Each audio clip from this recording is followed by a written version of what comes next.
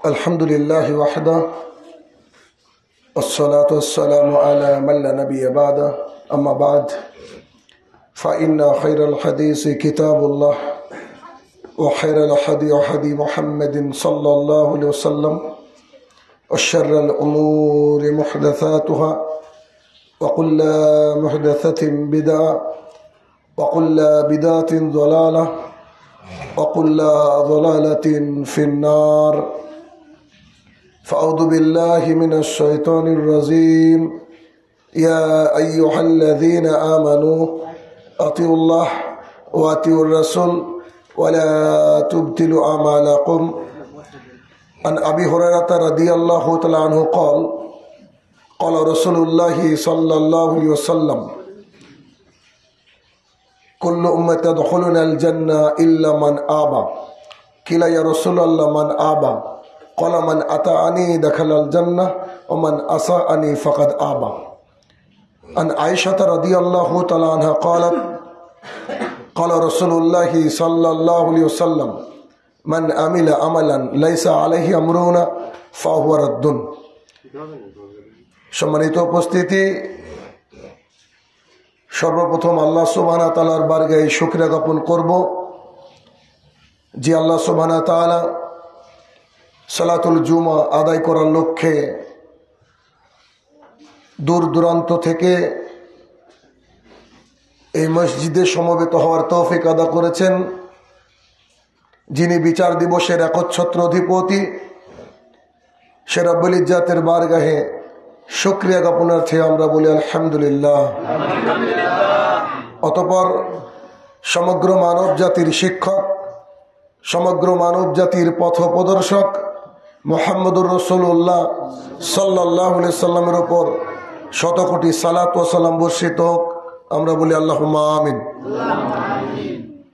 আজ সংক্ষিপ্ত জুমার খুতবার বিষয় ঈমানের স্বাদ। উক্ত বিষয়ে তথ্য এবং তত্ত্ববহল আলোচনা করার চেষ্টা করব ইনশাআল্লাহ আজিজ। আল্লাহ সুবহানাহু ওয়া তাআলা প্রত্যেক সপ্তাহে এত সুন্দর একটা দিন আমাদের জন্য উপহার দিয়েছেন, যার মধ্যে কোরআন এবং সুন্নাহ অনুযায়ী বিধানস্বরূপ আল্লাহ তাআলা জুমার দিনের ব্যবস্থা করেছেন, যাতে করে দুনিয়ার পথভ্রষ্ট মানুষ এই দিন মসজিদে এসে তার জীবনে চলার গাইডলাইন কিছুটা পেতে পারে। এজন্য জুমার খুতবা অতীব গুরুত্বপূর্ণ। আমাদের জীবন এই আল্লাহর জমিনে কি করে পরিচালিত আমরা করব তার নিয়ম কানুন জানার জন্য। অতএব প্রত্যেক জুমার খুতবা আল্লাহর জমিনে এমন হওয়া উচিত সামনে যারা বসে আছেন যাতে করে তাদের বোধগম্য হয়, যা এদেশের হয়তো 90% মসজিদে হয় না, যার ফলে মানুষ যে গাইডলাইন পাওয়ার কথা সে গাইডলাইন পায় না। এটা সাপ্তাহিক একটা অন্যতম গাইডলাইন পাওয়ার দিন। এজন্য এই দিনকে আল্লাহ সুবহানাহু ওয়া তাআলা খাস একটা মর্যাদায় ভূষিত করেছেন। আজকে আমরা 1450 বছর পর, 1450 বছর আগের যে ঈমান নিয়ে মানুষকে জান্নাতে যেতে হবে, সেই ঈমানের স্বাদ কি করলে পাওয়া যায় কোরআন এবং সুন্নাহর আলোকে জানবো, এবং কারা কতিপয় সাহাবায়ে কেরাম যিনারা ঈমানের স্বাদ জাতির সামনে পেশ করে গিয়েছেন, সেই আলোকে কোরআন এবং সুন্নাহর আলোকে আমরা কিছুটা মানুষকে দেখানোর চেষ্টা করবো ইনশাআল্লাহ আজিজ। মুসলিম শরীফের হাদিস, রাসূলুল্লাহ সাল্লাল্লাহু আলাইহি সাল্লামকে জিজ্ঞাসা করা হলো, আল্লাহ রাসূল সাল্লাল্লাহু আলাইহি সাল্লাম ঈমান কাকে বলে? যে জিনিসের স্বাদ আমরা পাই কি পাই না তা যাচাই বাছাই করার জন্য জিনিসটা কি এটা জানা জরুরি। কারণ কোন একটা খাবারের স্বাদ গ্রহণ করার আগে খাবারটা সম্পর্কে জানা জরুরি। খুবই সংক্ষিপ্তভাবে রাসূলুল্লাহ সাল্লাল্লাহু আলাইহি সাল্লাম আমাদেরকে বললেন, আল ঈমান, ঈমান হচ্ছে আমানতু বিল্লাহি, আল্লাহর প্রতি ঈমান আনতে হবে। ছোট্ট একটা বাক্য, আল্লাহর প্রতি ঈমান আনতে হবে। আল্লাহ সুবহানাহু তাআলার প্রতি ঈমান আনতে হবে, এই বাক্যটা যদি দুনিয়াবাসী মেনে নিত তো আল্লাহর জমিনে কোথাও মাজার থাকতো না। মানুষ বুঝে না যে আল্লাহর প্রতি ঈমান আনতে হবে, এটার অর্থ কি বুঝে না। আল্লাহর প্রতি ঈমান আনতে হবে এটা যদি মানুষ বুঝতে পারত তো সন্তান দেওয়ার মালিক শুধুমাত্র আল্লাহ তাআলাই হতো, কোন রকমের কোনো বাবা হতো না। আমানতু বিল্লাহি, আল্লাহর প্রতি ঈমান আনতে হবে। অকুতুবিহি অথবা অমালাইকাতিহি, মালাইকা ফেরেশতার প্রতি ঈমান আনতে হবে। ফেরেশতা যা আমরা চোখে দেখতে পাই না, আল্লাহ তাআলার আসমানের 1 ইঞ্চি জায়গা ফাঁকা নেই যেখানে ফেরেশতারা আল্লাহ তাআলার তাসবিহ, আল্লাহ তাআলার জিকির আজগারে ব্যস্ত না থাকে। অথচ আমরা মানুষ, তাদের হিসাব নিকাশ হবে না, তাদের জন্য জান্নাত জাহান্নাম না, জান্নাত জাহান্নাম আপনার আমার জন্য। অথচ আমরা আল্লাহর ইবাদতে মশগুল থাকি না, ফেরেশতারা আল্লাহ তাআলার ইবাদতে মশগুল থাকে। এবং আল্লাহ তাআলার কোনো আসমানের 1 ইঞ্চি জায়গা ফাঁকা নেই যেখানে আল্লাহ তাআলার স্তব স্তুতি বর্ণনা ফেরেশতারা না করে বসে আছে, এমনটা হয় না। মালাইকাতিহি, ফেরেশতার প্রতি ঈমান আনতে হবে। অকুতুবিহি, কিতাবের প্রতি ঈমান আনতে হবে। কিতাব মানে কোরআনুল কারীম, কিতাব মানে সহিহ হাদিস। অরসুলিহি, রসুলের প্রতি ঈমান আনতে হবে। আমাদের যে শেষ রসুল তার প্রতি পূর্ণাঙ্গভাবে যেমন করে সাহাবায়ে কেরাম ঈমান এনেছিলেন তেমন করে ঈমান আনতে হবে। এরপরে রাসূলুল্লাহ সাল্লাল্লাহু আলাইহি ওয়াসাল্লাম বললেন ওয়া ইয়াউমুল আখির, শেষ দিন, যেদিন সবাইকে একত্রিত হতে হবে, কেউ কারো সাহায্যার্থে দাঁড়াবে না, একমাত্র আল্লাহ সুবহানাহু ওয়া তাআলা যাকে চাইবেন জান্নাতে দিবেন, যাকে চাইবেন জাহান্নামে দিবেন। তো সেই দিনের প্রতি ঈমান আনতে হবে। শেষে রাসূল সাল্লাল্লাহু আলাইহি ওয়াসাল্লাম বলেন ওয়া কদরি শাররি মিনাল্লাহ সুবহানাহু ওয়া তাআলা, ভালো এবং মন্দের মালিক যে আল্লাহ তাআলা, তার প্রতি ঈমান আনতে হবে। ঈমান 6টা বিষয়ের নাম। এই 6টা বিষয়কে একত্রিত করলে যা হয় তার নাম ঈমান। একেবারে সংক্ষেপে বললাম, কারণ আলোচনার বিষয় ঈমানের স্বাদ, মানে আমাকে খাবারটাকে প্রস্তুত করে নিলাম যে আপনি কার স্বাদ গ্রহণ করবেন। ঈমান এই কথা মাথার মধ্যে যখন আমি বলবো, সামনে প্রত্যেকটা শব্দে যখন ঈমান আনবো তখন আপনার মাথার মধ্যে আসবে ঈমান মানে আল্লাহর প্রতি ঈমান আনা, রাসূলের প্রতি ঈমান আনা, কিতাবের প্রতি ঈমান আনা, শেষ দিনের প্রতি ঈমান আনা, মানে আমাদের ভালো মন্দের প্রতি ঈমান আনা, ফেরেশতার প্রতি ঈমান আনা, এরকম আপনার মাথার মধ্যে আসবে। ঈমান মানে একটা সিঙ্গেল জিনিসের নাম নয়, ঈমান মানে 6টা জিনিসের নাম হচ্ছে সংক্ষেপে ঈমান। এখন ঈমানের কি স্বাদ আছে নাকি জানার প্রয়োজন আমাদের, যে আমার আলোচনার বিষয় আমি রাখলাম ঈমানের স্বাদ। দেখি ঈমানের স্বাদ আছে কিনা। আনাস রাদিয়াল্লাহু তাআলা আনহু বলেন রাসূলুল্লাহ সাল্লাল্লাহু আলাইহি ওয়াসাল্লাম বলেছেন, যার মধ্যে এই 3টি বিষয়ের সমন্বয় ঘটেছে, যার মধ্যে এই 3টি বিষয় রয়েছে, যার মধ্যে এই 3টি বিষয় পরিলক্ষিত হয়, সেই ব্যক্তি ঈমানের স্বাদ পায়। 1, তার কাছে আল্লাহ এবং আল্লাহ রসুলের ভালোবাসার পরিপ্রেক্ষিতে গোটা বিশ্বে তার কাছে আর কিছু নাই। অর্থাৎ 3টি বিষয় যার মধ্যে একত্রিত হয়েছে সেই ব্যক্তি কেবল ঈমানের স্বাদ পায়। 1, আল্লাহর জমিনে আল্লাহ এবং আল্লাহ রসুলের চেয়ে যার কাছে কেউ প্রিয় নয়। গোটা পৃথিবীতে যত প্রিসিয়াস জিনিস রয়েছে সবচেয়ে প্রিসিয়াস হচ্ছে আল্লাহ এবং আল্লাহ রসুল। এইটা যদি কারোর মধ্যে থাকে সে ব্যক্তি ঈমানের স্বাদ পাবে। 2, কোন ব্যক্তি কাউকে শুধুমাত্র কেবলমাত্র দুনিয়ার কোনো স্বার্থ নয় বরং আল্লাহ তাআলার জন্য ভালোবাসে, তার মধ্যে কোনো স্বার্থ লেনদেন কিছু থাকে না, ফি সাবিলিল্লাহ, একমাত্র আল্লাহ তাআলার জন্য ভালোবাসে, তাহলে সেই ব্যক্তি ঈমানের স্বাদ পায়। 3, কোন ব্যক্তি কুফরি থেকে ঈমান এনেছে, জাহালাত থেকে আলো পেয়েছে, ইসলামের আলো পেয়েছে, ইসলামের আলো পাওয়ার পর কুফরির মধ্যে নিমজ্জিত হওয়ার চেয়ে আগুনের মধ্যে নিজেকে পুড়িয়ে ফেলাকে বেশি পছন্দ করে, সেই ব্যক্তি ঈমানের স্বাদ পায়। হাদিস বুখারী মুসলিম।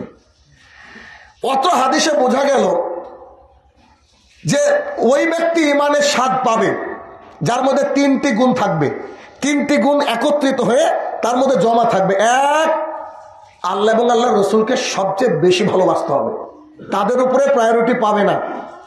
এখন বলেন, আল্লাহ রসুলকে আপনি ভালোবাসেন, অথচ আজকে সম্মিলিত মোনাজাত ছাড়তে পারলেন না, অথচ বলছেন আমি মুহাম্মদ সাল্লাল্লাহু আলাইহি ওয়াসাল্লামকে ভালোবাসি। কি করে আপনি ইমানের স্বাদ পাবেন? এটা কি করে হয়? আপনার সন্তান হয় না। জি, জাকারিয়া আলাইহিস সালামের সন্তান হয়নি। আল্লাহ তাআলার কাছে চেয়েছিলেন একেবারে বুড়ো বয়সে, আল্লাহ দিয়েছেন, কিন্তু আপনি 5 বছরের ধৈর্য হওয়া হয় চলে গেছেন সিলেটি রহমতুল্লাহ আলাইহির মাজারে। বলেন তাহলে আপনি কি করে? এটা তো আপনার মধ্যে নাই, অথবা আপনি ইমানের স্বাদ পাবেন না। তাহলে আল্লাহ এবং আল্লাহ রসুলকে সবচেয়ে অগ্রগণ্য করতে হবে, সবচেয়ে বেশি ভালোবাসতে হবে। পৃথিবীর বুকে কোনো ভালোবাসার জিনিসই থাকবে না আল্লাহ এবং আল্লাহ রসুলের আগে। 2, একজন মুসলমান অপরজন মুসলমানকে ভালোবাসবে শুধুমাত্র আল্লাহ তাআলার জন্য।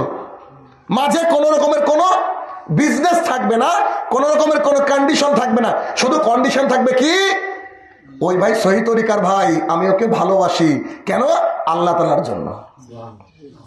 3, হেদায়েত পেয়ে গিয়েছেন, হেদায়েত পাওয়ার পরে এখন যদি আপনাকে বলা হয় চলেন তো একটু মাজারে গিয়ে একটু সেজদা করেন, তা আপনি তাকে বলবেন যে আপনি আমাকে পুড়িয়ে মারেন? মারেন না, পুড়িয়ে মারেন। আপনি একেবারে জল দেন, তোমাকে আগুনে ফেলে দেন, ওইটা পছন্দ করবো, কিন্তু মাজারে যাওয়া পছন্দ করবো না। অর্থাৎ ঈমান আনার পরে কুফরির দিকে নিমজ্জিত হওয়াকে আগুনের মধ্যে পুড়ে যাওয়াটা বেটার মনে করে, সেই ব্যক্তি ঈমানের স্বাদ পায়। বোধহয় বোঝাতে সক্ষম হয়েছি। এই 3টি বিষয় যার মধ্যে রয়েছে সে ব্যক্তি ঈমানের স্বাদ পায়। এখন ইন্ট্রোস্পেকশন করেন, আত্মসমালোচনা করেন, আপনার আমার মধ্যে এগুলো আছে কি? যদি আমরা এগুলো থাকে তাহলে ঈমানের স্বাদ পাবো, আর যদি না থাকে আজকের খুতবার পর থেকে এগুলোকে আনতেই হবে। কারণ খুতবা মানে পরিবর্তন হতে হবে আপনাকে। তাহাজ্জুদের সময় বেরিয়েছি, এখন পৌঁছেছি, বুঝেননি বিষয়টা? কেন? আপনাকে সঠিক পথ দেওয়ার জন্য, অন্য কোনো উদ্দেশ্য নয়। তাহলে আপনাকে আজকে শুধরে যেতে হবে যে দেখি ঈমানের স্বাদ পাই কিনা আমরা।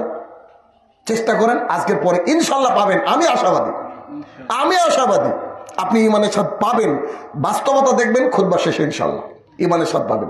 তো 3টে জিনিসের সমারোহ আমাদের মধ্যে ঢুকিয়ে ফেলতে হবে।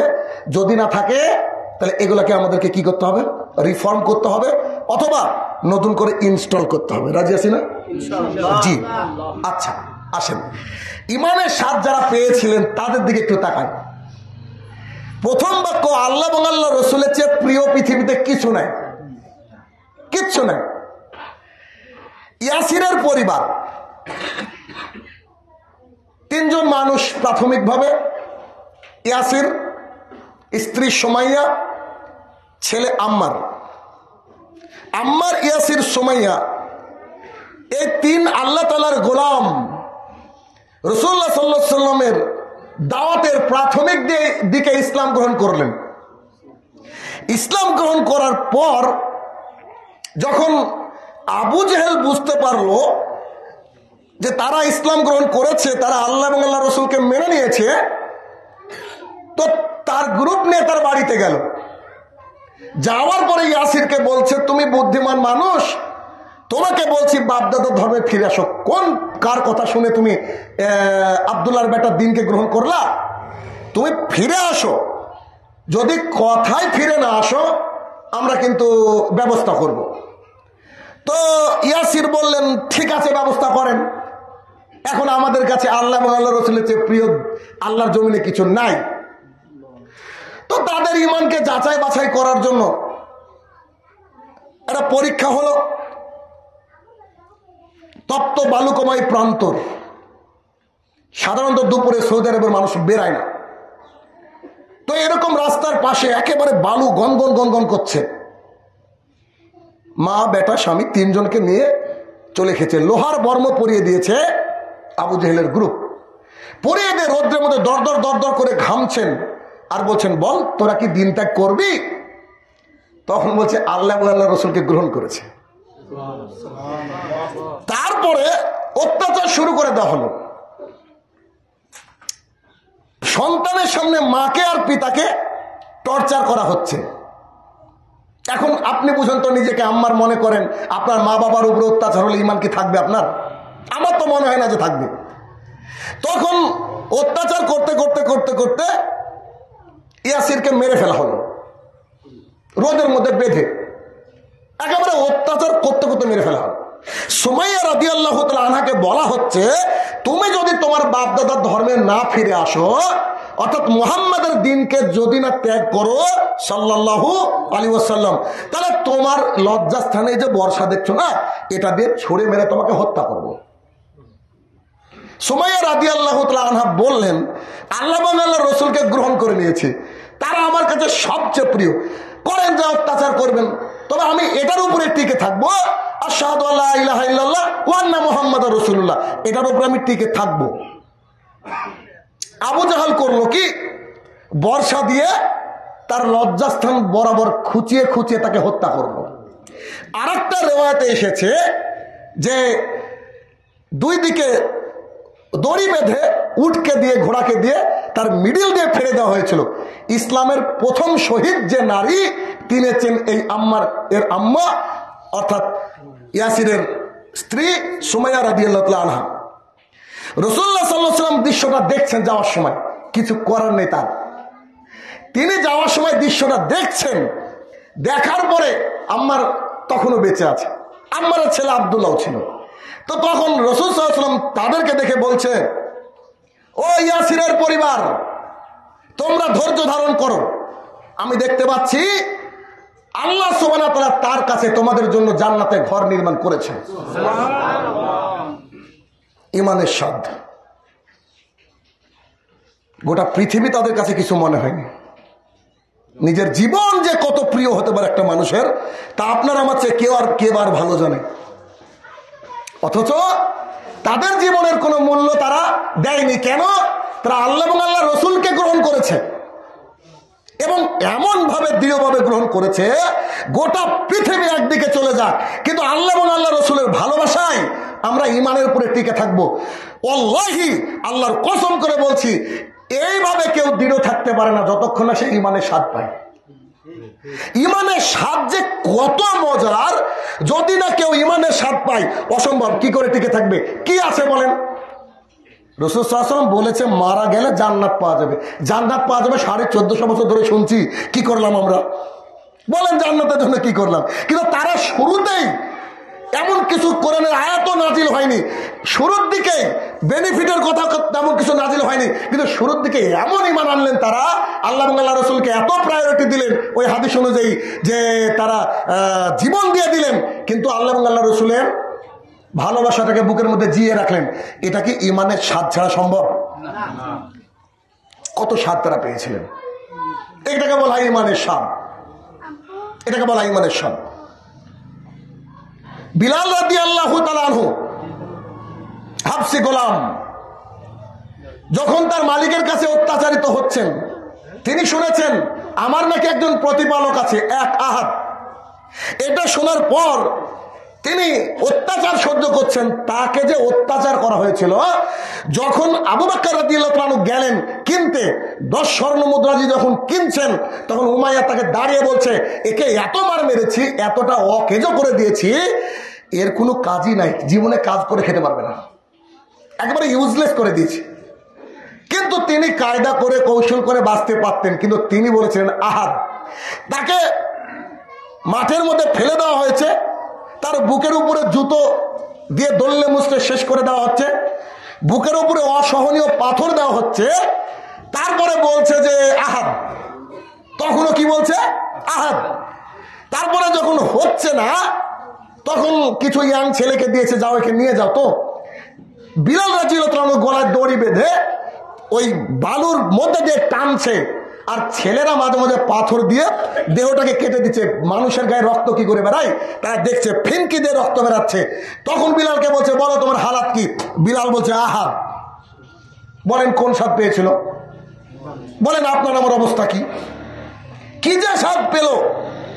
তখনও বলছে আহাদ। তারপর আল্লাহ রাসূল সাল্লাল্লাহু আলাইহি ওয়াসাল্লাম বললেন, যাও কিনে আনো। হাবশি গোলাম যাকে কেউ চিনত না দুনিয়ার, আল্লাহ সুবহানাহু ওয়া তাআলা রাসূল সাল্লাল্লাহু আলাইহি ওয়াসাল্লামকে দিয়ে পৃথিবীর বুকে সবাইকে চিনিয়ে দিলেন যে আমাদের মুয়াজ্জিন। আল্লাহর রাস্তায় থাকলে আল্লাহ সম্মান দেনেওয়ালা। তিনার ইমানের স্বাদটা দেখেন কি, আমি তো বিশ্লেষণ করে পাই না, আপনি একটু বিশ্লেষণ করেন দেখি। তিনি ইমানের সাথে এমন করে গ্রহণ করলেন, আল্লাহ ছাড়া কোনো হক মাবুদ নেই এটা বলার জন্য দিনের পর দিন অত্যাচার সহ্য করেছেন, দিনের পর দিন মার খেয়েছেন, খেতে খেতে খেতে খেতে একেবারে অকেজো হয়ে গেছে। তারপরে একদিন এমন একটা সময় আসলো, রাসূল সাল্লাল্লাহু আলাইহি ওয়াসাল্লাম ইন্তেকাল করলেন। ইতিহাস বলে যে তিনি এরকম জায়গায় দাঁড়িয়েছিলেন, তাকে দেখে মনে হচ্ছিল মূর্তি, তার মধ্যে কোনো প্রাণ নাই। যেমন মূর্তির মধ্যে প্রাণ থাকে না, বিলালের মধ্যে প্রাণ নেই। আল্লাহকে ভালোবাসেন এটা স্বীকারোক্তি দিয়ে কি করেছেন, অত্যাচার সহ্য করেছেন। এখন পরের নম্বর যাকে ভালোবাসতে হবে পৃথিবীতে সবচেয়ে বেশি, তিনি আল্লাহর জমিনে আর নাই, তিনি স্পিচলেস হয়ে দাঁড়িয়ে আছেন, কাঠের মূর্তির মতো একদম দাঁড়িয়ে আছেন, পাথরের মূর্তির মতো দাঁড়িয়ে আছেন। এরপরে তাকে বলা হলো বিলাল আজান দাও, তো বলছে পারবো না। কেন? যিনি আমাকে আজান শিখেছেন, যাকে আমি ভালোবাসি, হাইয়ালা সালা বললে তিনি আসবেন না, সো আমি দিতে পারবো না আজান। তিনি ওখান থেকে চলে গেলেন। অনেক বছর পর ওমর রাদিয়াল্লাহু তাআলা আনহু যখন তার এলাকা শামসিরিয়া সফর করতে গেলেন, অনেক লোক একত্রিত হয়ে বলছে, আমিরুল মুমিনিন আপনাকে একটা অনুরোধ করব। তো কি? যে বিলালের এলাকায় এসেছেন, সেই বিলালের আজান শুনেছি শেষ রাসূল সাল্লাল্লাহু আলাইহি ওয়াসাল্লাম যেদিন ইন্তেকাল করেন সেই দিন, তারপরে উনি আর আজান দেন না। আপনাকে অনুরোধ করবো, আপনি আমিরুল মুমিনিন, আপনি যদি তাকে অনুরোধ করেন নিশ্চিত সে আজান দিবে, আপনি একটু দেখেন না। তখন ওমর রাদিয়াল্লাহু তাআলা আনহু গিয়ে বললেন, বিলাল আমি তোমার মনের কষ্টটা বুঝি, তোমার ভালোবাসার কষ্টটা বুঝি, তোমার ইমানের স্বাদটা আমি বুঝি। আজকে একবার অনুরোধ করব, আমি আমিরুল মুমিনিন, তুমি একটু আজান দিয়ে দাও। বিলাল রাদিয়াল্লাহু তাআলা আজান শুরু করলেন, সমস্ত লোক কাঁদছেন আজান শুনে। যখন হাইয়া আলাস সালার জায়গায় আসলেন, তিনি আর সহ্য করতে পারেননি, ফেটে নিজে কাঁদতে শুরু করলেন। কেন? হাইয়া আলাস সালা বলবো, রাসূল সাল্লাল্লাহু আলাইহি ওয়াসাল্লাম তার হুজরা থেকে আর বেরিয়ে আসবে না। হাইয়া আলাস সালা বলবো, তিনাকে আর দেখতে পাবো না। হাইয়া আলাস সালা বললে জানটা ভরে যেত, তিনি মুসাল্লায় দাঁড়িয়ে পড়তেন, আরে সেই দৃশ্য দেখতে পাবো না। বিলাল রাদিয়াল্লাহু তাআলা অজ্ঞান হওয়ার মতো পরিস্থিতি হয়ে গেলেন। এটা হচ্ছে ইমানের স্বাদ, এটা হচ্ছে ইমানের স্বাদ।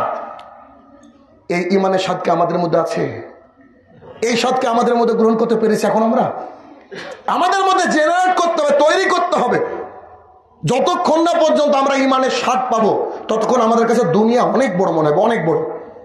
কিন্তু যখন আমরা এই আল্লাহর জমিনে থেকে ইমানের স্বাদ গ্রহণ করতে পারবো, তখন কিন্তু দুনিয়াটা আমাদের কাছে এটা তুচ্ছ হয়ে যাবে।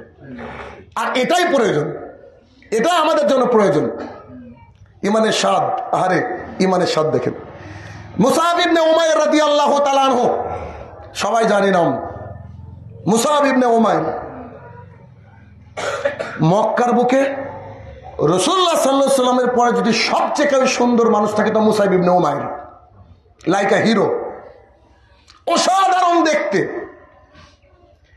মক্কার বুকের সবচেয়ে কোটিপতি ঘরের সন্তান। মক্কার বুকে এমন সেন্ট তিনি ব্যবহার করতেন মক্কাবাসীর চোখে দেখেনি। তিনার মা তাকে যত্নে লালন পালন করেছেন। এমনও কথিত আছে একটা পোশাক 3 দিনে বেশি পরতেন না, এত কোটিপতি ঘরের সন্তান। রাসূলুল্লাহ সাল্লাল্লাহু আলাইহি ওয়াসাল্লাম কোরআনুল কারীম তেলাওয়াত করছিলেন, গিয়ে বলছেন, চাচা কি পড়ছেন? তা আল্লাহর কালাম পড়ছি। তা আমার তো শুনতে ভালো লাগলো, আমাকে একটু শোনান না। রাসূল সাল্লাল্লাহু আলাইহি ওয়াসাল্লাম শোনালেন। মুসআব ইবনে উমাইর রাদিয়াল্লাহু তাআলা আনহু বললেন, আশহাদু আল্লা ইলাহা ইল্লাল্লাহ ওয়া আন্না মুহাম্মাদুর রাসূলুল্লাহ।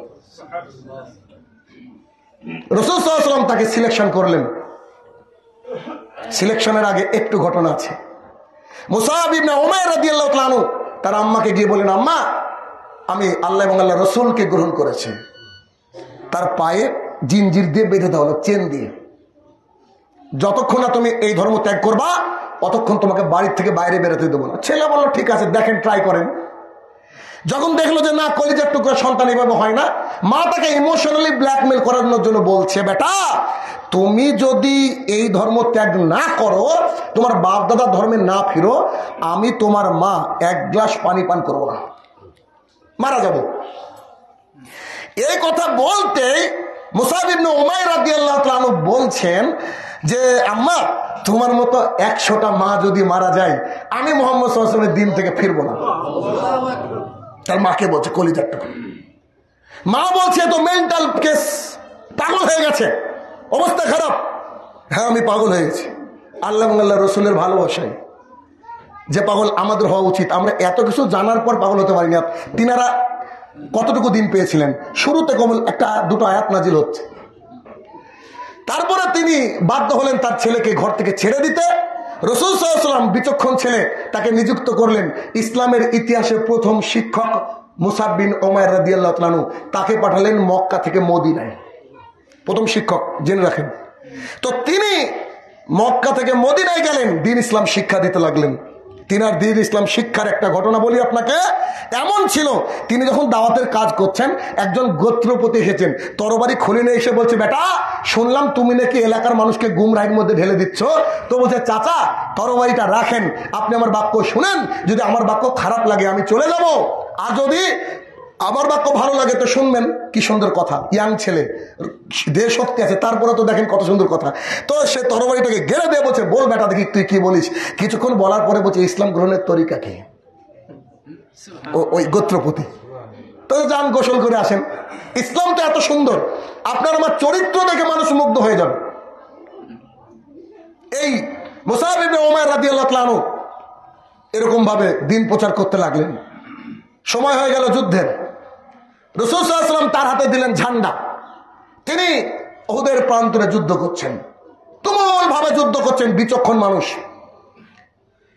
যুদ্ধ করতে করতে করতে ডান হাতে তার পতাকা, কাফের বেদিন বেঈমানরা তার ডান হাত থেকে উড়িয়ে দিল, বাম হাতে পতাকা ধরলেন। কাফের বেদিন বেঈমানরা বাম হাত থেকে উড়িয়ে দিল, বাহুটা বেঁচে আছে, এর মধ্যে এভাবে পতাকা ধরলেন, এভাবে পতাকা ধরলেন মুসাব বিন উমাইর রাদিয়াল্লাহু তাআলা। যখন এইভাবে তার গর্দানটাকে ফেলে দেওয়া হলো, পতাকা পাশে উড্ডীয়মান। যুদ্ধ শেষ। রাসূলুল্লাহ সাল্লাল্লাহু আলাইহি ওয়াসাল্লাম সাহাবায়ে কেরামকে দেখতে লাগলেন কে কে আল্লাহর কাছে চলে গিয়েছেন। খুঁজতে খুঁজতে খুঁজতে খুঁজতে এসে দেখলেন মুসাব ইবনে উমাইর রাদিয়াল্লাহু তাআলা শুয়ে আছেন। সাহাবায়ে কেরাম রাসূল সাল্লাল্লাহু আলাইহি ওয়াসাল্লামকে গিয়ে বললেন, আল্লাহ রাসূল সাল্লাল্লাহু আলাইহি ওয়াসাল্লাম, কি জবাব দেওয়া যায়? তারপরে এত একটা জীর্ণ শীর্ণ পোশাক, যেটা দিয়ে মাথা ঢাকলে পা বেরিয়ে যাচ্ছে, আর পা ঢাকলে মাথা বেরিয়ে যাচ্ছে। রাসূলুল্লাহ সাল্লাল্লাহু আলাইহি ওয়াসাল্লাম চোখের পানি ছেড়ে দিলেন। আরে, যে ছেলে এইরকম স্টাইলিস্ট যুবক, যার পোশাকের কোনো ঘাটতি ছিল না, কোটিপতি মায়ের সন্তান, আজকে আল্লাহর দুনিয়া থেকে বিদায় নেওয়ার সময় তাকে একটা পোশাকও আমি দিতে পারছি না। কেন? যারা শাহাদাত বরণ করে, যেখানে মৃত্যুবরণ করে, যেভাবে করে, গোসল করার প্রয়োজন হলে ওখানে দাফন দিতে হয়। তো মুসাব ইবনে উমাইর রাদিয়াল্লাহু তাআলা আনহু এভাবে শুয়ে আছেন। তখন রাসূল সাল্লাল্লাহু আলাইহি ওয়াসাল্লাম বললেন, এক কাজ করো, মুসাব ইবনে উমাইর মাথাটা চাদর দিয়ে ঢেকে দাও, আর পা দুটোকে জংলি ঘাস দিয়ে ঢেকে তাকে দাফন করে দাও। কিসের জন্য? ইমানের স্বাদ পেয়েছিলেন। এক হাত চলে গিয়েছে, ভিন্ন হাতে পতাকা ধরেছেন, হাতের বাহুমূল দিক ধরে পতাকা ধরেছেন। আরে, এটা তো ইমানের স্বাদ ছাড়া সম্ভবই না, অসম্ভব ব্যাপার। ইমান কতটা উন্নত হলে, আল্লাহ এবং আল্লাহ রসুলকে কতটা ভালোবাসলে একজন মানুষের ইমান এই গ্রেডে আসতে পারে। মসজিদুল নববীর মধ্যে রাসূলুল্লাহ সাল্লাল্লাহু আলাইহি ওয়াসাল্লাম দাঁড়িয়ে আছেন। রাসূল সাল্লাল্লাহু আলাইহি ওয়াসাল্লাম বলছে, তোমরা কি জানো যুদ্ধে যদি কোনো ব্যক্তি শহীদ হয়ে যায়, এপারে মৃত্যু ওপারে জান্নাত। এই কথা শোনার পরে এটা ইয়াং যুবক, ইয়াং ছেলে, সঙ্গে সঙ্গে রাসূল সাল্লাল্লাহু আলাইহি ওয়াসাল্লামকে বলছে, চলেন চলেন চলেন। হাতে ছিল খেজুর, খেজুর খাওয়ার তর সইতে পারলে না, ফেলে দিয়ে বলছে, ওকে লেটস গো দেয়ার, চলেন ওখানে যাই। মানে মজা পেয়ে গেছে। জান্নাত, এই জান্নাত আকাঙ্ক্ষিত বস্তু। ওই জান্নাত আমাদের অন্তরকে আন্দোলিত করে না, ওই জান্নাত আমাদেরকে আকাঙ্ক্ষা বাড়িয়ে তোলে না, তৃষ্ণা বাড়িয়ে তোলে না। সেই সাহাবী বলছেন, চলেন, এত সুন্দর কথা বলেছেন আপনি, হারে মরলে জান্নাত, ওটা তো ফাইনাল ডেস্টিনেশন। খেজুরগুলোকে ফেলে দিয়ে তিনি চলে গেলেন। যুদ্ধ শেষ করে একজন সাহাবী দৌড়ে এসে বলছেন, আল্লাহ রাসূল সাল্লাল্লাহু আলাইহি ওয়াসাল্লাম, জি বলেন। বলছিলাম ওই যে ছেলেটার কথা মনে পড়ে? কে? ওই যে মসজিদের মধ্যে খেজুর ফেলে দিয়েছিল, তোর শরীর সইতে পারেনি, আমাকে জান্নাতে যেতে হবে, এই জন্য আমি দেখলাম ময়দানে পড়ে আছে। রাসূল সাল্লাল্লাহু আলাইহি ওয়াসাল্লাম বলছে, জি আমি দেখছি তার পাখিটা, তার অন্তরের যে অন্তরটা, সেটা আল্লাহর জান্নাতে বিভিন্ন জায়গায় ঘুরে বেড়াচ্ছে। বলেন আপনার আমার কি আছে? আপনার আমার কিছু নেই। এগুলো আমাদেরকে বুঝতে হবে যে ইমানের স্বাদ আমাদেরকে সাহাবায়ে কেরাম থেকে নিতে হবে। সত্যি যে হাদিসটা শুরুতে বললাম, এই হাদিস অনুযায়ী যদি আমাদের ইমানের স্বাদ থাকে, আমরা যদি ইমানের স্বাদটা গ্রহণ করতে পারি, তাহলে পৃথিবীকে আপনার একেবারে তুচ্ছ মনে হবে, যেমন করে সাহাবায়েদের কেরামদেরকে তুচ্ছ মনে হয়েছে। ইমানের স্বাদ গ্রহণ করেছিলেন কারা? দেখেন, একজন কালো সাহাবী জুলাইবিব রাদিয়াল্লাহু তাআলা আনহু, নাম শুনেছেন? জুলাইবিব এটা কোনো নাম নয়। জুলাইবিব শব্দের অর্থ হচ্ছে যাকে পূর্ণতা দেওয়া হয়নি, কালো, বেটে, শর্ট, দেখতে খারাপ, বিশ্রী। জুলাইবিব রাদিয়াল্লাহু তাআলা আনহু, কোন মেয়ে তো তাকে পছন্দ করে না, ছেলেরাও দেখতে পারে না। আল্লাহ জমিনে হয়তো আল্লাহ বানিয়েছেন পরীক্ষার জন্য আর আমাদের শিক্ষার জন্য, এটা আমি মনে করি। জুলাইবিব রাদিয়াল্লাহু তাআলা আনহু একদিন ঘুরে বেড়াচ্ছেন, রাসূল সাল্লাল্লাহু আলাইহি ওয়াসাল্লাম ডেকে বলছেন, জুলাইবিব। জি আল্লাহ রাসূল বলেন।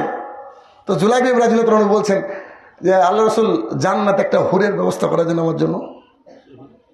কেন? দুনিয়ার বুকে কেউ পাত্তা দেয় না, তো কারোর মেয়েকে বিয়ে দেবে না, অতএব এখানে না পাই, আপনাকে ভালোবাসি, ওখানে তো পাবো। রাসূল সাল্লাল্লাহু আলাইহি ওয়াসাল্লাম বলছেন, জুলাইবিব তুমি বিয়ে করতে চাও? তো জুলাইবিব রাদিয়াল্লাহু তাআলা বলেন, হ্যাঁ। তো আমাকে কে বিয়ে দিবে বলেন? মক্কা মদিনায় এমন কেউ কোনো লোক নেই যে তার মেয়েকে আমার সাথে বিয়ে দিবে। রাসূলুল্লাহ সাল্লাল্লাহু আলাইহি ওয়াসাল্লাম জুলাইবিব রাদিয়াল্লাহু তাআলা আনহুকে বলেন, ঠিক আছে দেখি। এক বাড়িতে নিয়ে গেলেন, এক আনসারের বাড়িতে। আনসারের বাড়িতে গিয়ে তার পিতাকে ডাক দিয়ে সালাম দেওয়ার পরে বলছেন, তোমার মেয়েকে বিয়ে দিতে চাও কি? ওই আনসারি খুব খুশি, আরে আপনি প্রস্তাব এনেছেন, আপনার সাথে বিয়ে কে না দেয়? রাসূল সাল্লাল্লাহু আলাইহি ওয়াসাল্লাম বলছে, আমার সাথে নয়, জুলাইবিবের সাথে। তিনি হতভম্ব হয়ে গেলেন। জুলাইবিব, গোটা এলাকার মানুষ জানে ওর শারীরিক গঠন, কোনো বংশমর্যাদা নেই, এরকম একটা দেখতে বেটে খাটো। তখন তিনি রাসূল সাল্লাল্লাহু আলাইহি ওয়াসাল্লামকে না বলতেও পারলেন না। স্ত্রীর কাছে গিয়ে বসে, জানো রাসূল সাল্লাল্লাহু আলাইহি ওয়াসাল্লাম প্রস্তাব নিয়ে গেছে বিয়ের জন্য। তার স্ত্রী বলছে, সুবহানাল্লাহ বিহামদিহি, এত খুশি, আল্লাহ রাসূল আমাকে মেয়েকে বিয়ে করতে চায়। আরে না, আল্লাহ রাসূল নয়, জুলাইবিব। তার স্ত্রী বলছে, ছি ছি ছি ছি, জুলাইবিবের সাথে আমার মেয়ের বিয়ে দেবো?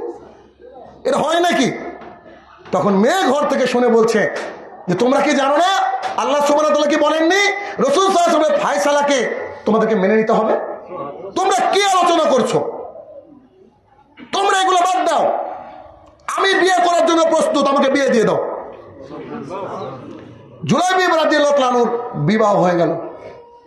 বলেন তো, একটা মানুষ যার আশা ছিল দুনিয়ার বুকে কেউ তাকে স্বামী হিসাবে গ্রহণ করবে না, সেই মানুষটা যদি বিয়ে হয়, বিয়ের চেয়ে আপন আর কিছু থাকতে পারে কি?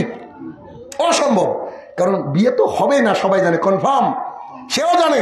কিন্তু আবার বিয়ে হয়ে গেছে সুন্দর টুকটুক একটা পরীর সাথে, বিয়ে হয়ে গেছে। বিয়ে হয়ে যাওয়ার পর যুদ্ধের একটা এলান চলে আসলো। জুলাইবিব রাদিয়াল্লাহু তাআলা আনহু যুদ্ধে যাওয়ার জন্য রেডি হলেন। কারণ কি? তিনি রাসূল সাল্লাল্লাহু আলাইহি ওয়াসাল্লামকে বলেছিলেন, আমার দরকার হচ্ছে জান্নাত, আমার দরকার আপনার সাথে থাকা, কি করলে হবে আমি জানি না, আপনি আমাকে বলেন।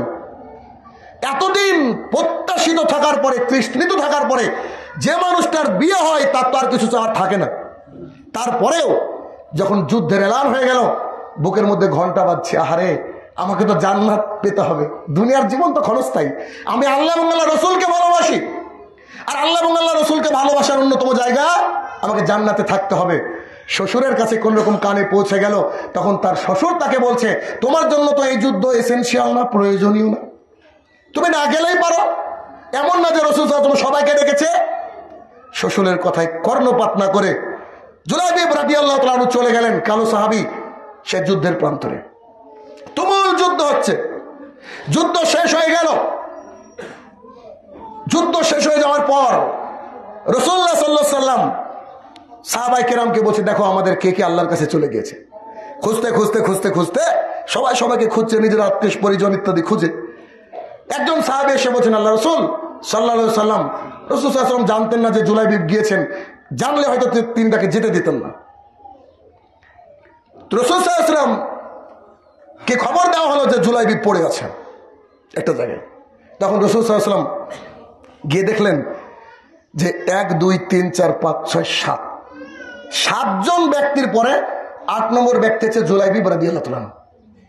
7 জনের পরে রাসূল সাল্লাল্লাহু আলাইহি ওয়াসাল্লাম বললেন, তার মানে জুলাইবিব এই 7 জনকে পৃথিবীর মায়া ত্যাগ করিয়েছেন।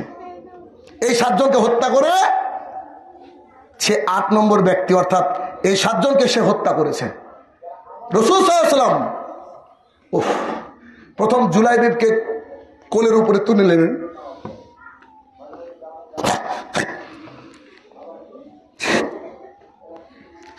সাহাবায়ে কেরামকে বলছেন জুলাইবিব আমার আর আমি জুলাইবিবের।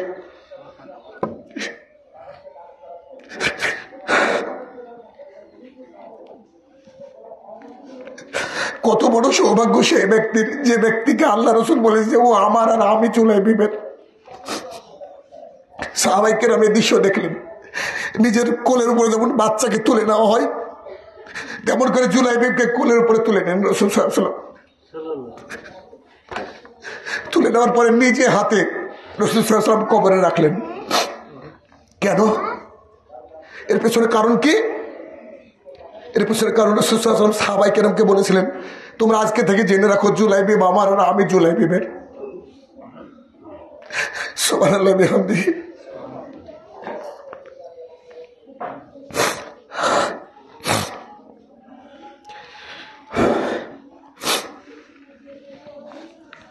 আল্লাহ, এই আমার প্রতিপালক জুলাইবিব রাদিয়াল্লাহু তাআলার মতো ঈমান আনার তৌফিক আদা করো, আল্লাহুম্মা আমিন। একজন কালো সাহাবী যাকে দুনিয়াতে কেউ দেখতে পারে না, পৃথিবীর সর্বশ্রেষ্ঠ মানুষ, সে বলছে জুলাইবিব আমার আর আমিও জুলাইবিবের। রাসূল সাল্লাল্লাহু আলাইহি ওয়াসাল্লাম কাউকে এইভাবে তুলেননি, 2 হাতের উপরে করে একজন সাহাবীকে তুলেছেন, তার নাম হচ্ছে জুলাইবিব রাদিয়াল্লাহু তাআলা। রাসূল সাল্লাল্লাহু আলাইহি ওয়াসাল্লাম জুলাইবিবকে নিয়ে গিয়ে বলছে, তোমরা আমার জুলাইবিবের জন্য কবর খনন করো। কবরকে খনন করা হলো। রাসূল সাল্লাল্লাহু আলাইহি ওয়াসাল্লাম নিজে হাতে রেখে জুলাইবিব রাদিয়াল্লাহু তাআলার জন্য দোয়া করতে লাগলেন। ইমানের সাথে এত সুন্দর স্ত্রী বাড়িতে, বহুদিন পর আকাঙ্ক্ষিত মানুষ স্ত্রী পেয়েছে। স্ত্রী পাওয়ার পরে সে মানুষ, তার টার্গেট ছিল কি? জান্নাত। তার টার্গেট ছিল আল্লাহ এবং আল্লাহ রসুল। এই জন্য দুনিয়ার কিচ্ছু তার কিছু মনে হয়নি। আল্লাহি, আল্লাহর কসম করে বলছে, আমরাও যদি জুলাইবিব রাদিয়াল্লাহু তাআলার মতো দুনিয়াটাকে বুঝতাম, তা আমাদেরকে রাসূল সাল্লাল্লাহু আলাইহি ওয়াসাল্লাম ওভাবে ভালোবাসতেন, ওভাবে সাফায়াত করতেন। কিন্তু আসলে আমরা ইমানের স্বাদ পাইনি। বিশ্বাস করেন, ইমানের স্বাদ যে কি মজার, আমি জানি না কতটুকু ইমানের স্বাদ আপনারা পেয়েছেন, কিন্তু আজকের খুতবার পর থেকে পাওয়া উচিত। যে তাদের কথা, মানে যাদের কয়েকজন সাহাবীর কথা বললাম, যাদের কথা আপনার অন্তরকে আন্দোলিত করবে, যাদের কথায় আপনার ইমানটা মজবুত হবে, যাদের কথায় আপনি নিজেকে ভাবাবেন, আরে আমাদের এই দুনিয়ার জীবনটা 50-60 বছরের, 70, আচ্ছা 80 বছরের, আচ্ছা 100 বছরের, এরপরের জীবনটা নেভার এন্ডিং লাইফ, অনন্ত জীবনের। ওই অনন্ত জীবনে যদি রাসূল সাল্লাল্লাহু আলাইহি ওয়াসাল্লাম সাথে থাকেন, আর কিছু লাগে কি? আর কিছু লাগে না। তাহলে আল্লাহ এবং আল্লাহ রসুলের চেয়ে প্রিয় কে হতে পারে বলেন দেখি? কে হতে পারে? আমি মাঝে মাঝে ভাবি যে আমরা হয়তো দুর্ভাগা, আমরা আল্লাহ রসুলকে দেখতে পাইনি। যদি দেখতে পেতাম হয়তো আমরা ওইরকম সাহাবী দলে সামিল থাকতাম। কিন্তু আমরা দূর থেকেও তাদেরকে ভালোবেসে তাদের পথ অনুসরণ করে আজকেও আল্লাহ এবং আল্লাহ রসুলের প্রিয় হতে পারি, আমরা নিশ্চিত হতে পারি। কিন্তু আপনার অন্তরকে পরিবর্তন করতে হবে, নিজের মধ্যে জেনারেট করতে হবে যে হারে, যে সাহাবায়ে কেরাম দুনিয়ার জীবনকে একেবারে তুচ্ছ করেছিলেন শুধুমাত্র আল্লাহ এবং আল্লাহ রসুলের জন্য। আল্লাহ রসুল সাল্লাল্লাহু আলাইহি ওয়াসাল্লাম মক্কা থেকে মদিনায় এসেছিলেন, কি অপরাধ করেছিলেন বলেন তো? শুধু আল্লাহকে ভালোবেসে, শুধু আল্লাহর দিনকে রক্ষা করার জন্য। তিনি কি এমন মানুষ ছিলেন নাকি যে কারোর সাথে জমি জমা নিয়ে গন্ডগোল ছিল? তিনি কি এমন মানুষ ছিল নাকি যে আত্মীয়তার মধ্যে ঝামেলা পাকিয়েছিলেন? তিনি কি এমন কোন মানুষ ছিলেন নাকি যে কারোর সাথে কারোর ঝামেলা পাকিয়ে দিয়েছেন? এই সেই কিচ্ছু না, শুধুমাত্র আল্লাহর দিনকে বুলন্দ করার জন্য আল্লাহকে ভালোবেসে সবাইকে হারিয়েছেন, এক এক করে সবাইকে হারিয়েছেন শুধুমাত্র আল্লাহ তাআলাকে পাওয়ার জন্য। তিনি আর আমাদেরকে আল্লাহ এবং আল্লাহ রসুলকে পাওয়ার জন্য কি করতে হবে? ইমানের স্বাদ আনার চেষ্টা করতে হবে। ইমানের স্বাদ সত্যি অনেক বড় মিষ্টি।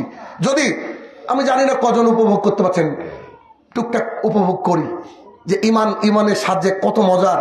যদি আপনার কাছে ইমানের স্বাদ নেওয়ার মতো টেস্টের যে মেশিন এইটা যদি থাকে, তাহলে আমি মনে করি পৃথিবীতে কিছু না থাকলেও আপনি কামিয়াব। কি ছিল জুলাইব রাদিয়াল্লাহু তাআলা? কিছু তো ছিল না। সুমাইয়া রাদিয়াল্লাহু তাআলার কি ছিল? আম্মারের, ইয়াসিরের রাদিয়াল্লাহু তাআলা আজমাইন, ইনাদের কি ছিল বলেন? কিছুই ছিল না, কিন্তু তাদের আল্লাহ এবং আল্লাহর রসুল ছিল, তাই তারা কি করেছে? ইমানের স্বাদ গ্রহণ করেছে। হে আমার প্রতিপালক, যতজন সাহাবায়ে কেরামের কথা বললাম তাদের সবারই মতো আমরা যেন এরকম ইমানের স্বাদ পেতে পারি। আল্লাহ সেই তৌফিক আতা করুন। আল্লাহুম্মা আমিন।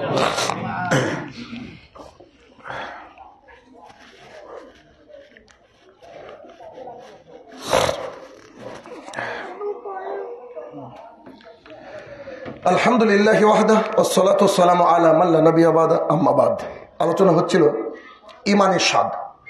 জনৈক সাহাবী রাসূলুল্লাহ সাল্লাল্লাহু আলাইহি ওয়াসাল্লামের কাছে এসে বলছেন, আল্লাহ রাসূল সাল্লাল্লাহু আলাইহি সাল্লাম, বলছিলাম যে আপনি তো নবী, আপনি তো জান্নাতে যাবেন, আমরা সাধারণ মানুষ, আল্লাহ তাআলা যদি আমাদেরকে জান্নাত নসিব করান তা আমরা হয়তো আল্লাহর রহমতে জান্নাতে যেতে পারি। তা আল্লাহ রাসূল একটা প্রশ্ন আপনার কাছে, জান্নাতে কি আমরা কি আপনার সাথে থাকবো নাকি আলাদা থাকবো? রাসূল সাল্লাল্লাহু আলাইহি ওয়াসাল্লাম বললেন যে যারা যেমন ক্যাটাগরি তারা তেমন জান্নাতে থাকবে, কারণ আল্লাহর জান্নাত 100টা, মানে স্তর 100টা। একটা স্তরের সাথে আর একটা স্তরের ডিফারেন্স, পার্থক্য হচ্ছে জমিন থেকে আসমান। যেমন করে আমরা নক্ষত্র রাজি দেখি, কেমন করে ওই জান্নাত দেখা যাবে। তখন সাহাবায়ে কেরাম, ওই সাহাবী বলছেন, আল্লাহ রাসূল সাল্লাল্লাহু আলাইহি সাল্লাম, যখন আপনার সাথে সালাত আদায় করি ভালো লাগে, আনন্দ পাই, এখান থেকে যখন বাড়িতে ফিরে যাই আপনাকে দেখার জন্য মনটা ব্যাকুল হয়ে যায়। যতক্ষণ না আপনার মুখটা দেখি ততক্ষণ ভিতরে শান্তি হয় না। যদি ওই আল্লাহর কাছে গিয়ে আমাকে আলাদা জান্নাতে থাকতে হয়, আপনি আলাদা জান্নাতে থাকেন, অর্থাৎ যে জান্নাতে আপনাকে আমি দেখতে পাবো না, আপনার প্রতিপালককে বলেন ওই জান্নাত আমার দরকার নেই। কাকে ইমান বলে? ওই জান্নাত আমার দরকার নেই। আজকে এত বলে বলে বলে বলে মানুষকে দাড়ি ঠিক রাখাতে পারলাম না, এত বলার পরেও মানুষকে জর্দা ছাড়াতে পারলাম না, এত বলার পরেও মানুষকে টাকার উপরে প্যান্ট পরাতে পারলাম না, এত বলার পরেও বাড়িতে বউ বাচ্চাকে বোরকা পরাতে পারলাম না। অথচ সেই সাহাবী কি বলছে? আমার ওই জান্নাত দরকার নাই যে জান্নাতে আমি মুহাম্মদ সাল্লাল্লাহু আলাইহি ওয়াসাল্লামকে দেখতে পাবো না। আল্লাহ রাসূল সাল্লাল্লাহু আলাইহি ওয়াসাল্লাম কয়েকবার চুপ হয়ে গেছিলেন, তার মধ্যে এইটা একটা চুপ। আল্লাহ রাসূল সাল্লাল্লাহু আলাইহি ওয়াসাল্লাম জবাব ছিল না তার কাছে, তিনি চুপ। আল্লাহ তাআলা তাকে আয়াত নাজিল করে দিয়ে বললেন, হে মুহাম্মদ সাল্লাল্লাহু আলাইহি ওয়াসাল্লাম, তুমি তাদেরকে সুসংবাদ দাও যে যারা তোমাকে মেনে নেবে, তোমাকে ভালোবাসবে, তারা তোমার সাথী থাকবে। ওয়াল্লাহি, আল্লাহর কসম করে বলছি, চোখের পানি ব্যর্থ হবে না। আল্লাহর কসম করে বলছি, চোখের পানি ব্যর্থ হবে না। কেন? আল্লাহ এবং আল্লাহ রাসূলকে ভালোবাসি, তাই তো বের হয় চোখের পানি। নিশ্চিত ব্যর্থ হবে না। আল্লাহর কসম করে বলছি, খুতবায় দাঁড়িয়ে এই খুতবা কিয়ামতের মাঠে দেখতে পাবেন ইনশাআল্লাহ। সেদিন দেখতে পাবেন কেন কেঁদেছিলাম, কেন তাদেরকে ভালোবাসি। কারণ আমরা তাদের আল্লাহ রাসূল সাল্লাল্লাহু আলাইহি ওয়াসাল্লাম দেখতে পাইনি সত্য কথা, কিন্তু তার সাহাবায়ের কথা ভেবে আমাদের চোখ দিয়ে পানি বেরিয়েছে। এটা আল্লাহ তাআলা সাক্ষী, গোটা দুনিয়া সাক্ষী থাকবে ইনশাআল্লাহ। কারণ আমাদের দরকার জান্নাত, আর তো কিছু না। আমাদের দরকার জান্নাত, আর তো কিছু না। জনৈক সাহাবী রাসূল সাল্লাল্লাহু আলাইহি ওয়াসাল্লামের কাছে তিনি ইসলাম গ্রহণ করলেন। ইসলাম গ্রহণ করতে আসলেন, সাহাবীর নামটা আমি বারবার করে ভুলে যাই।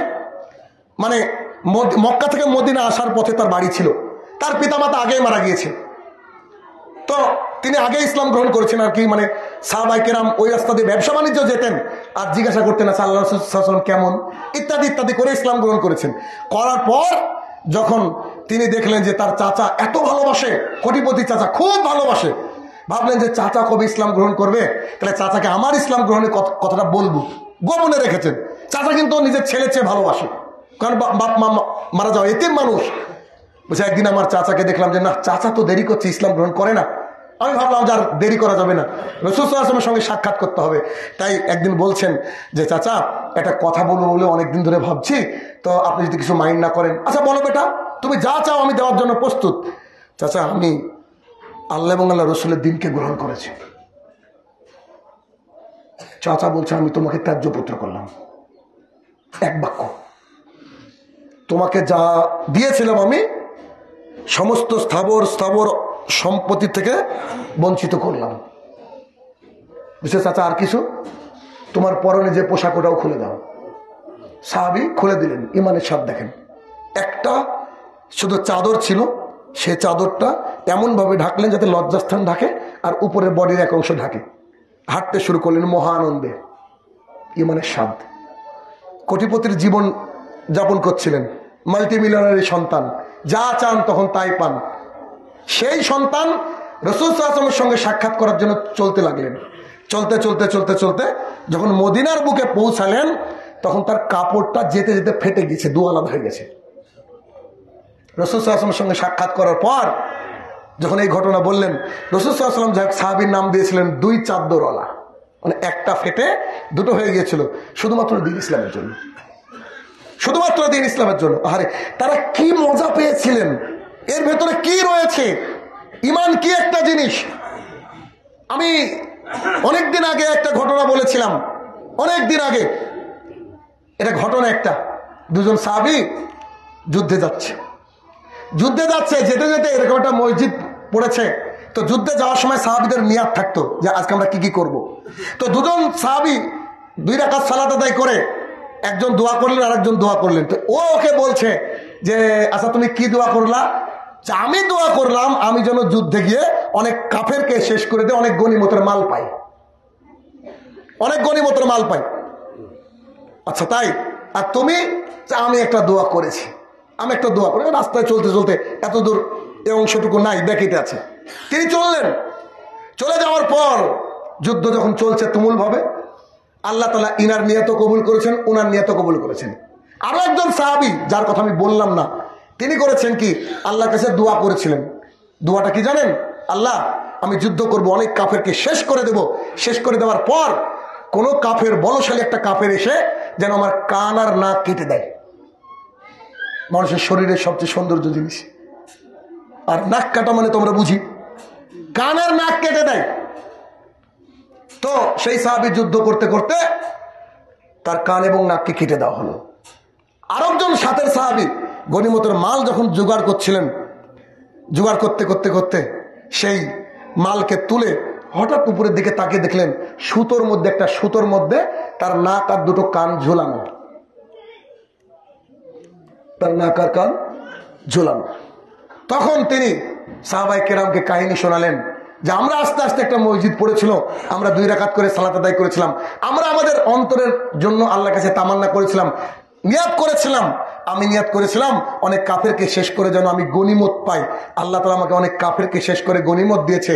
আর ও দোয়া করেছিল এই বলে, আল্লাহ আমি অনেক কাফেরকে শেষ করে দেব, তারপরে আবার যেন একটা নাক আর কান কাটা যায়। তখন তাকে আমি জিজ্ঞাসা করেছিলাম গোপনে যে তুমি এই দোয়া কেন করলা? তো সেই সাহাবী বলেছিল যে আমাদের মানুষের সৌন্দর্য জিনিস তো নাক আর কান, আমি জিহাদের ময়দানে যখন নাক আর কান কেটে উঠবো, কারণ জিহাদি যারা যারা জিহাদ করবে তাদেরকে কিয়ামতের মাঠে ওই অবস্থায় তোলা হবে, মানে রক্ত ঝরতে ঝরতে উঠবে, রক্ত ঝরতে ঝরতে উঠবে। সাহাবায়ে কেরামের খেয়াল কি ছিল ভাই, এগুলো বলার মতো না, পারি না বলতে। তো তার ভালোবাসাটা কি ছিল দেখেন আল্লাহর প্রতি। তো বলছে আমি যখন আল্লাহর কাছে উঠবো কিয়ামতের মাঠে, আল্লাহ আমাকে বলবে তোমার কান আর নাক কোথায়? আল্লাহর দিকে আঙুল দিয়ে বলবো শুধু তোমার জন্য এগুলো কেটেছে, আমি জানি না, শুধু তোমার জন্য আমার নাক আর কান কেটে নিয়েছে ওরা। আমি এটা আল্লাহকে বলবো, গর্ব করে বলবো শুধু তোমার জন্য, তুমি দিবা না আমাকে, কি দাও না, বিনিময়ে কি? জান্নাত। বলো তো ঈমানের স্বাদ ছাড়া আর কি অন্য কিছু দ্বারা সম্ভব? এটা ভাই অসম্ভব ব্যাপার, অসম্ভব ব্যাপার ঈমানের স্বাদ। উহুদের যুদ্ধ চলছে, রাসূল সাল্লাল্লাহু আলাইহি ওয়াসাল্লামের মতো দেখতে একটা কিছুটা মিল একটা চেহারা, একজন সাহাবীকে হত্যা করা হয়েছে উহুদের মাঠে। যখন হত্যা করা হয়েছে তাকে, তো চারিদিকে রব ঝরে গেল, রাসূল সাল্লাল্লাহু আলাইহি ওয়াসাল্লামকে হত্যা করা হয়েছে। যেহেতু মা বোনেরা এসেছে আজকে খুতবায়, তাদেরও জানার দরকার যে সাহাবায়ে কেরাম রাসূল সাল্লাল্লাহু আলাইহি ওয়াসাল্লামকে কেমন ভালোবাসতেন। একজন মহিলা দৌড়ে চলে গিয়ে উহুদের ময়দানে ঢুকে বলছে, একজন সাহাবীকে বলছে আচ্ছা আল্লাহ রসুল কেমন আছে? তো বলছে তোমার বাবাকে শহীদ করে দেওয়া হয়েছে। একটা কলিজার টুকরা মেয়ে যখন শুনে তোমার বাবা শহীদ, বলেন তো তার অন্তরের অবস্থা কি হতে পারে? ওই জনৈক মহিলা সাহাবী আরেকটু দূরে গিয়ে বলছে আমি জানতে চাই রাসূল সাল্লাল্লাহু আলাইহি ওয়াসাল্লামের অবস্থা কি? তোমার স্বামীকে শহীদ করে দেওয়া হয়েছে। তিনি চিৎকার দিয়ে বলছে আশ্চর্য কথা, আমি জানতে চাই যে আল্লাহ রসুলের অবস্থা কি? আরেকজন সাহাবী বলছে দেখলাম তোমার বড় ভাইটা পড়ে আছে। তার মানে তার আল্লাহর জমিনে ভালোবাসার আর কেউ নাই। বাবা, ভাই, স্বামী সব শেষ, এতিম বিধবা সব হয়ে গেছে। একজন সাহাবী উঠে বলছেন যে কি বলছিলে তুমি? আমি জিজ্ঞাসা করছি আল্লাহ রাসূল সাল্লাল্লাহু আলাইহি ওয়াসাল্লাম কেমন আছে? তোমরা আমাকে বলছো বাবা চলে গেছে, ভাই চলে গেছে, স্বামী চলে গেছে, আমাকে বলো আমার রাসূল সাল্লাল্লাহু আলাইহি ওয়াসাল্লাম কেমন আছে? তখন তিনি বললেন রাসূল সাল্লাল্লাহু আলাইহি ওয়াসাল্লাম সেফ রয়েছে, তার কোনো ক্ষতি হয়নি, তিনি সুন্দর আছেন, সুস্থ আছেন। তখন ওই মহিলা সাহাবিয়া বলছে আলহামদুলিল্লাহ। বলেন ইমানের ছাত্র এগুলো সম্ভব? তার তো কেউ নাই আল্লাহর জমিনে, বাড়ি থেকে কি খাবে, কে সিকিউরিটি দিবে, কিচ্ছু নেই। অথচ যে আল্লাহ রসুল জীবিত আছে শুনেছে, বলছে আলহামদুলিল্লাহ আমার কিছু লাগবে না, যাক না সব চলে। কারণ আলহামদুলিল্লাহ এগুলো ইমানের স্বাদ, ইমানের ছাত্র এগুলো সম্ভবই না। কত ভালোবাসা ছিল আল্লাহ এবং আল্লাহ রসুলের প্রতি তাদের, কতটা বিশ্বাস ছিল, তারা জান্নাত দেখতে পেত, ওই জান্নাত দেখতে পেত, আমরা দেখতে পাই না তো, 1450 বছর হয়ে গেল জান্নাত দেখতেই পাই না। জান্নাত দেখতে পেলে আপনাকে ফজরের আগে উঠে তাহাজ্জুদ পড়া লাগতো। জান্নাত দেখতে পেলে, যদি জান্নাত দেখতে পেতেন তাহলে আপনি ফজরের সালাত জীবনে আপনার কাজা হবে বলে এটা ভাবনারও বাইরে। আশ্চর্যজনক সত্য, আজকে যখন আমরা রাজশাহী থেকে বেরিয়ে আসছি, একটা মসজিদে ঢুকে দেখছি 2 জন মানুষ, টাইলস মার্বেল দেওয়া, কি বিশাল মসজিদ, আল্লাহ জানে কত লাখ টাকা খরচ করে মসজিদ করেছে। গিয়ে বললাম যে জামাত কটায়? বলছে 6টায়। আমি বললাম 6টা বাজছে, তো বলছে আপনি সুন্নত পড়েন না? নামাজ পড়ানোর কেউ নাই, নামাজ পড়ানোর কেউ নাই। আমাদের ভাই নামাজ পড়ালেন, আমরা পিছনে দাঁড়ালাম, সালাত আদায় করলাম। মোট আমরা 4 জন 5 জন। ভাবেন, একটা লক্ষ লক্ষ টাকা দিয়ে তৈরি করেছে মসজিদ, সেই মসজিদে সালাত আদায় করে হাইয়া আলাস সালাত ডাকে, মসজিদে যায় না। এরা কি করে রাসূল সাল্লাল্লাহু আলাইহি ওয়াসাল্লাম ভালোবাসায় সন্তুষ্ট হবে বলেন? আল্লাহ এবং আল্লাহ রসুলের ভালোবাসার কারণে সাহাবায়ে কেরাম নিজের জীবনকে তুচ্ছ মনে করেছেন। আল্লাহ এবং আল্লাহ রসুলের ভালোবাসার কারণে আমরা বউবিটি ছেড়ে উঠতেই পারি না, কম্বলকে ত্যাগই করতে পারি না। আমাদের জীবনে কি হবে বলেন? আমরা কি করে আল্লাহ জান্নাত পাবো? আমার তো হিসাবে ধরে না, যে জান্নাতের কোন রাস্তাই তো আমি দেখতে পাই না। কারণ আল্লাহর জমিনে যতদিন আমরা আছি সবাই কিন্তু পরীক্ষার ছাত্রছাত্রী, সব সময়, every movement we are student. প্রত্যেকটা মুহূর্তের জন্য আমরা ছাত্র।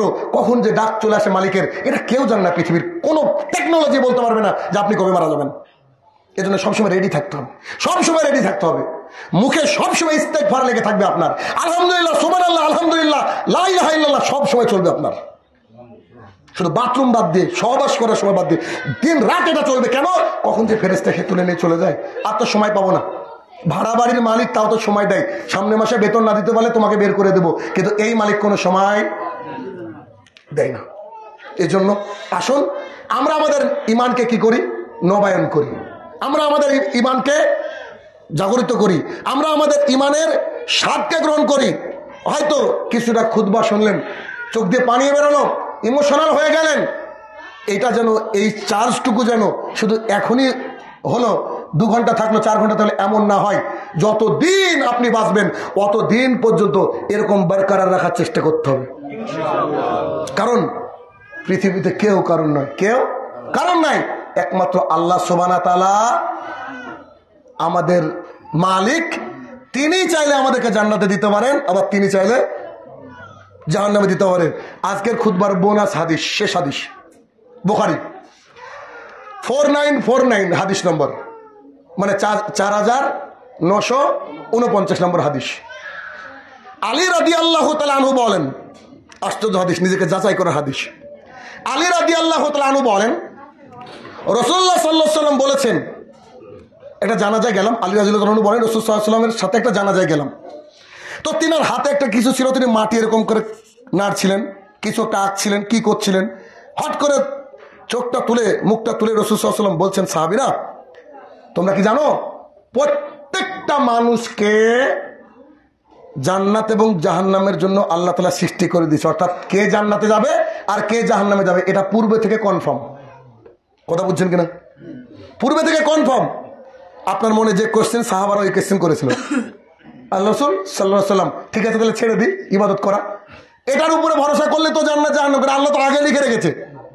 তখন রাসূল সাল্লাল্লাহু আলাইহি ওয়াসাল্লাম বলছে, না তোমরা ইবাদত করতে থাকো। এখন আপনারা আমার যাচাইয়ের সময়, দেখেন, তোমরা ইবাদত করতে থাকো।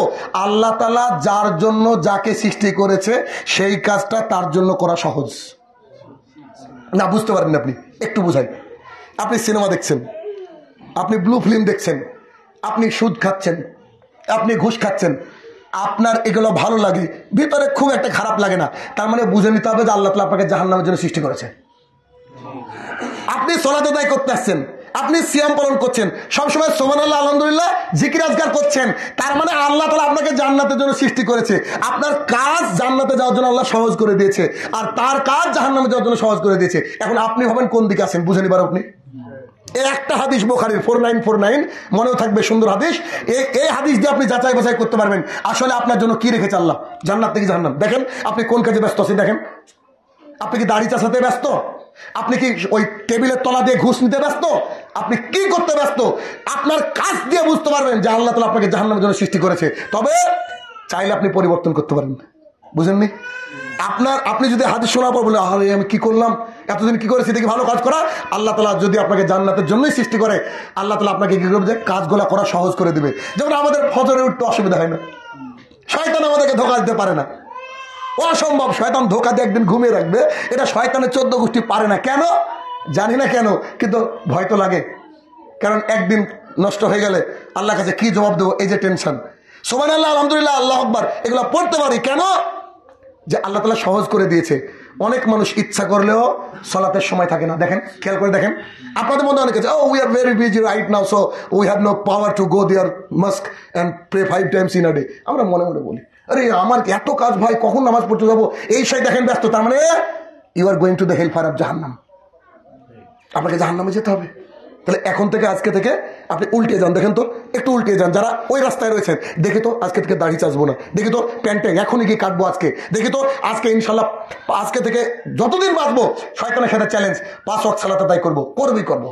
বীর বাহাদুর ফজরে উঠতে পারে না, শয়তান তোমার কানে পেশাব করে দিয়েছে, তোমার হুঁশ নাই, এটা বুঝতে হবে। অতএব আসুন আমরা ইমানকে নবায়ন করি, সেই সাথে সাথে আমরা ইমানের স্বাদ গ্রহণ করি। কেননা ইমানের স্বাদ আপনি যখন পাবেন, তখন আপনার কাছে দুনিয়াটা কিছু মনে হবে না। আর দুনিয়াটা মনে করে লাভ কি ভাই, কে বাঁচলো বলেন তো? ফেরাউন বলেছিল আনা রব্বুকুমুল আ'লা, ও চলে গিয়েছে না, 16 আনা অসহায়ের তলে পানিতে ডুবে মারা গিয়েছে। বুঝলেন বিষয়টা? গুলি লাগলে তো আধা ঘন্টা 2 ঘন্টা বাঁচার চান্স থাকে, বা বেঁচেও যায় মানুষ, কিন্তু 16 আনা অসহায়তা ডুবছে। ঠিক আছে? তো অতএব আমাদেরকে আল্লাহ তাআলা সৃষ্টি করেছেন, আমাদের জন্য আমল করা আল্লাহ তাআলা সহজ করে দিয়েছেন। এমন কিছু তাহাজ্জুদ আমাদেরকে উপর চাপাননি। আল্লাহ বলেছেন নাকি যে তাহাজ্জুদ পড়তেই হবে, আপনার ইচ্ছা উঠে কাঁদেন না, একটু আল্লাহ কাছে কাঁদেন না, অসুবিধা কি?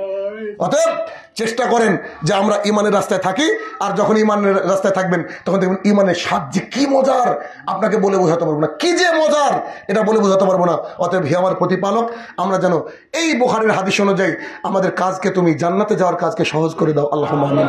হে আমার প্রতিপালক, একটা আবেদন তোমার কাছে মাবুদ, এই যতগুলা সাহাবায়ে কেরামের নাম করলাম, একজনের মতো ঈমান আনার তৌফিক আদা করো, আল্লাহুম্মা আমিন। হে আমার প্রতিপালক, কবরের তলে যারা আছে জানি না মাবুদ, কোথায় থেকে কোথায় মারলাম চলে আসলো, এই ফরিদপুরে নিয়ে চলে আসলো এই গুগল ম্যাপে, অথচ 3.5 হাত গর্তের খবর জানি না মাবুদ। যারা শুয়ে আছে জানি না কি হালে রয়েছে, যদি ক্ষমার যোগ্য হয় তাকে তুমি ক্ষমা দান করো, আল্লাহুম্মা আমিন। হে আমার প্রতিপালক, আমরা যে 2-1 ফোঁটা চোখের পানি ফেললাম, আল্লাহ গো তুমি বলেছো যে তোমার ভয়ে, তোমার ভালোবাসায় যদি কেউ চোখের পানি ফেলে তা দিয়ে নাকি জাহান্নামের আগুন নিভে যায়। আল্লাহ তুমি আমাদের চোখের পানির মাধ্যমে জাহান্নামের আগুনকে নিভিয়ে দাও, আল্লাহুম্মা আমিন। হে আমার প্রতিপালক, এই যে এত বড় দেশ, কত মোজাইক প্লেট দেওয়া মসজিদ মানুষ হয় না, এরকম একটা টিনের মসজিদ, আলহামদুলিল্লাহ। আল্লাহ তুমি এই মসজিদের পরে স্পেশাল বারাকা নাজিল করো, আল্লাহুম্মা আমিন। হে আমার প্রতিপালক, এই শিরকের উর্বর জমিতে তাওহীদের যেন চাষ আমরা করতে পারি, আল্লাহ তুমি সেই তৌফিক আদা করো, আল্লাহুম্মা আমিন। হে আমার প্রতিপালক, আমরা যেন সমস্ত মুসলমান এই মাযহাবের দোয়াই দিয়ে ইত্যাদি দোয়াই দিয়ে না ভেঙে, ওয়াতাসিমু বিহাবলিল্লাহি জামিআ ওয়া লা তাফাররাকু, অর্থাৎ একসাথে চলতে পারি কালেমার ভিত্তিতে, আল্লাহ তুমি সেই তৌফিক আদা করো, আল্লাহুম্মা আমিন। হে আমার প্রতিপালক, সমগ্র বিশ্বে মুসলমান আজকে নিপীড়িত, নির্যাতিত, এই সমস্ত মুসলমান যারা এক হয়ে এই পরাশক্তির বিরুদ্ধে লড়তে পারে, আল্লাহ তুমি সেই তাকত দান করো, আল্লাহুম্মা আমিন। হে আমার প্রতিপালক, শেষ দোয়া মাবুদ, ফিলিস্তিনে যাদেরকে তুমি তোমার কাছে তুলে নিয়েছো সবাইকে তুমি জান্নাতুল ফেরদৌস দান করো, আল্লাহুম্মা আমিন। আর যে কলিজার টুকরাকে তুলে নেওয়ার ফলে যাদের বুকগুলা খালি হয়ে গেছে মাবুদ, তাদের বুকটা তুমি রহমত দ্বারা পরিপূর্ণ দান করো, আল্লাহুম্মা আমিন।